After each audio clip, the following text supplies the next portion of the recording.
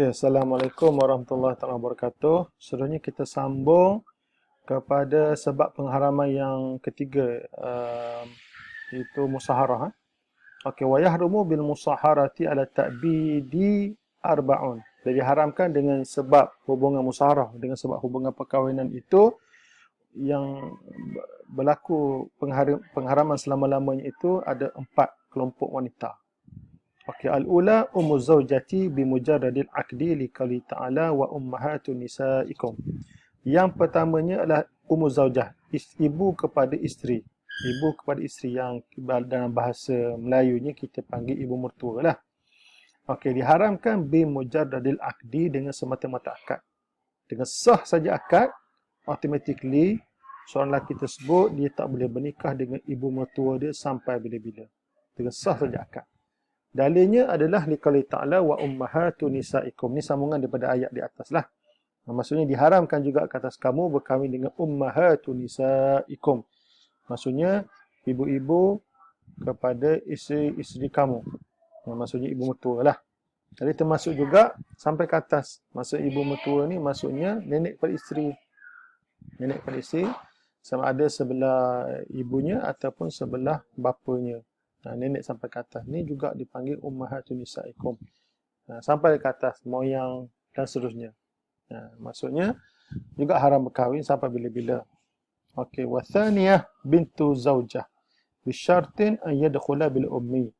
Dan seterusnya bintu zaujah. Isteri maksudnya anak perempuan kepada isteri. Maksudnya dia ni kahwin dengan janda lah. Dan janda tu sudah ada anak, sudah ada anak, antaranya ada anak perempuan. Maka di sini haram dia berkahwin dengan anak tirinya itu dengan syarat dia sudah ayyadkhula bil ummi, apabila telah dia mensetubuhi si ibu.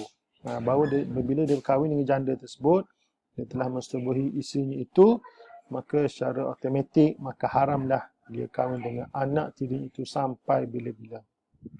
Dikali ta'ala wa raba'ibukum allati fi hujurikum min nisaikum allati dakhaltum bihinna. Ini juga sambungan daripada ayat di atas. Dan juga diharamkan ke atas kamu berkahwin dengan anak-anak tiri kamu. Allati fi hujurikum. Jadi Raba'ib ni adalah dia ada dalam buku ni dia ada ni dia punya definisi dia kata Rabibah. Rabibah ni maksudnya hiya bintu zaujah min ghairihi. Bintu zaujah min ghairihi maksudnya anak perempuan kepada isteri min ghairihi daripada suami yang terdahulu. Suami terdahulu. Sama ada dia bercerai hidup ke bercerai mati sama saja. Jadi waraba ibikum allati fi hujurikum. Anak-anak tiri kamu yang berada di bawah jagaan kamu min nisaikum daripada isteri kamu allati dakhaltum bihinna yang telah kamu setubuhi akan dia. Jadi dalam ayat ini mengatakan diharamkan ke atas kamu berkahwin dengan anak-anak tiri yang di bawah jagaan kamu. Daripada isteri-isteri kamu yang telah kamu setubuhi akan dia. Kemudian di sini disebut warabibah ya bintu zaujah min ghairihi. Rabibah adalah anak kepada isteri daripada suami yang terdahulu. Wa illam takun fi hujrihi. Walaupun anak tiri perempuan, anak tirinya itu, maksudnya anak kepada isterinya itu tidak tinggal bersama dengannya, sama juga. Soalannya kalau ikut dari segi zahir ayat ni, kalau anak tiri yang duduk sekali haram nikah. Kalau anak tiri yang tidak duduk sekali tidak haram nikah. Tapi sebenarnya dari segi hukum sama saja. Tapi kenapa disebut juga dalam ayat fi hujurikum? Dia kata wa dzikrul hujur warada 'alal ghalib. Okey, dan dia kata kenapa disebut hujur ni dalam ayat ni sebut di bawah jagaan kamu kerana itulah yang biasa berlaku. Jadi maknanya kalau tak sebut pun dia juga memberi arti yang sama.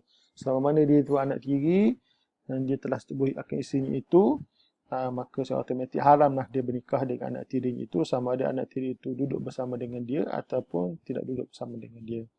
Okey, wa kadza bintuha min ar-radha'.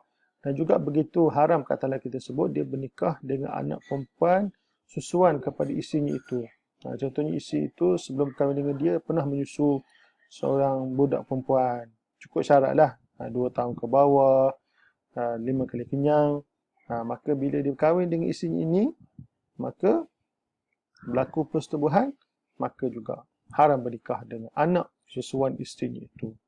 Okey, sebab dia ni sama seperti dah dapat hubungan nasab dah. Walaupun kita kata dia tak dapat nasab, dia hanya ada dapat hubungan darah saja kan. Tapi nasab terdapat, tapi hukumnya sama. Seperti anak tiri dia lah, tapi anak tiri susuan. Kalau yang kita sebut sebelum ni anak tiri dari segi kelahiran daripada darah daging dia, tapi yang ni anak tiri susuan wanita tersebut juga diharamkan menikah bila dia telah menyetubuhi perempuan tersebut. Okey, yang seterusnya yang diharamkan berkahwin, wasalisah zaujatul abi. Zaujatul abi maksudnya isteri bapa. Isteri bapa ni maksudnya mak tiri. Wa kadza zaujatul ajdad, dan begitu juga isteri kepada datuk. Sawa'un min jihatil abi au ummi, sama ada datuk tersebut sebelah bapa ataupun sebelah ibu. Ini panggil nenek tiri lah. Nenek tiri ni ataupun ibu tiri ataupun nenek tiri. Nenek ni sebelah bapa ataupun sebelah ibu pun sama jugalah. Wasawa'u minan nasabi ar-radha, sama ada datuk nenek itu dia hubungan dia adalah hubungan nasab, hubungan darah ataupun hubungan susuan, radha. Radha maksudnya kita ni menyusu dengan seorang perempuan. Perempuan tersebut dia ada suami. Kan? Jadi kita tahulah memang kita tak bolehlah kahwin dengan ibu susuan kita. Dan suami kepada ibu susuan kita tu ada pula isteri lain. Jadi haram juga kita berkahwin dengan apa benda ni, isteri kedua bapa susuan kita itu. Maka itulah yang dimasukkan di sini. Dimasukkan di sini. Maksudnya haram kita menikah dengan ibu tiri kita, itu suami isteri kedua, isteri bapa kita yang lain lah. Dan begitu juga nenek tiri. Sama ada bapa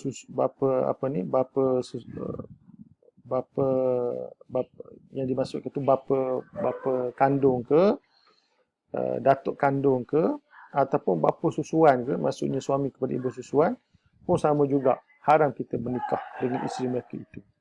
Liqali ta'ala wala tankihu ma nakaha aba'ukum minan nisa'i illa ma qad salaf. Janganlah kamu menikah apa yang pernah dinikahkan oleh bapa-bapa kamu daripada perempuan. Maksudnya bapa kamu ni termasuk bapa kandung dan juga bapa daripada bapa kandung dan juga datuk.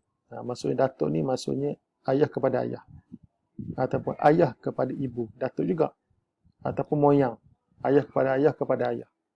Begitulah seterusnya sampai ke atas. Jadi tak boleh kahwin secara automatically. Bila berkahwin saja, akad nikah saja sah, maka kita tak boleh berkahwin sampai bila-bila dengan ibu tiri kita, nenek tiri kita. Illa ma qad salaf, melainkan kalau berlaku pada masa silam. Ini berlaku pada zaman jahiliah lah. Pada zaman jahiliah, kalau berlaku mereka ni kahwin dengan ibu tiri mereka, kemudian bila dah sampai kepada zaman Islam, mereka kena pisahkan. Jadi yang berlaku pada zaman jahiliah itu dimaafkan. Tapi bila dah masuk zaman Islam, kena pisahkanlah. Tapi bila dah mantap Islam, telah kukuh hukum akid Islam, maka tak bolehlah berkahwin dengan ibu tiri, nenek tiri dan semua dengannya lah. Jadi fa ismul ubuwah sadiqun alal abi wa jaddi. Jadi kata nama ubuwah, maksudnya ubuwah ni maksudnya abak. Abak dalam ayat itu yang disebut abak hukum, ini bukan saja ibu, maksudnya dia kata sadiqun, menepati alal abi wa jaddi, menepati kedudukan bapa kandung dan juga datuk sampailah ke atas. Jadi bukanlah maknanya abak dalam ayat ini hanya bapa kandung saja, isi kepada bapa kandung saja, itu ibu tiri saja, tapi juga merangkumi nenek tiri, moyang tiri dan seterusnya sampailah ke atas. Dan seterusnya yang diharamkan dengan sebab musaharah ini, haram selama-lamanya, adalah zaujatul ibni. Zaujatul ibni maksudnya isteri kepada anak lelaki. Dengan bahasa Melayunya kita panggil menantulah, menantu perempuan. Menantu perempuan. Jadi bila sah saja nikah, automatically tak boleh kahwin dengan menantu perempuan. Sampai walaupun macam mana sekalipun berlaku. Kalau anak kita bercerai dengan menantu kita ni, bercerai hidup ke bercerai mati, kita tak boleh kahwin sampai bila-bila dengan sah saja akad. Wa kadza zaujatu waladil ibni. Begitu juga dengan isteri kepada anak lelaki. Maksudnya cucu, menantu cucu lah ni. Cucu menantu. Kan? Kita ada cucu lelaki, kalau cucu lelaki kita itu menikah dengan perempuan. Jadi tak juga boleh berkahwin dengan cucu menantu tersebut. Sawa'un minan nasabi aw radha'. Sama ada anak itu anak daripada nasab, maksudnya anak kandung lah. Cucu kandung lah. Juga maksudnya kemudian anak kita, cucu kita itu kahwin dengan perempuan. Ini dipanggil sebagai menantu ataupun cucu menantu daripada nasab. Maka haramkan bagi au ar-radha'. Begitu juga diharamkan dengan anak susuan. Contohnya kita ada anak susuan. Maksudnya isi kita menyusu dengan seorang budak lelaki. 5 kali kenyang. Masa dia umur 2 tahun dan ke bawah. Cukup 5 kali kenyang. Kemudian budak tersebut membesar. Kemudian budak tersebut kahwinlah dengan seorang perempuan. Ini juga dipanggil sebagai menantu. Mungkin kita panggil menantu susuan kot. Menantu anak susuan. Juga haram berkahwin dengan menantu anak susuan, tersebut. Secara otomatik bila sah saja akad nikah, maka haramlah berkahwin. Dengan menantu betul ataupun menantu susuan ke, sama saja. Haram berkahwin sampai bila-bila. Walaupun Ustaz dah sebut tadi, anak kita tu, cucu kita ke ataupun anak susuan tu dia bercerai dengan isteri dia, bercerai hidup ke bercerai mati, kita ni tak boleh kahwin dengan menantu kita tu ataupun menantu cucu tu. Tak boleh, sama ada dari segi nasab ataupun susuan.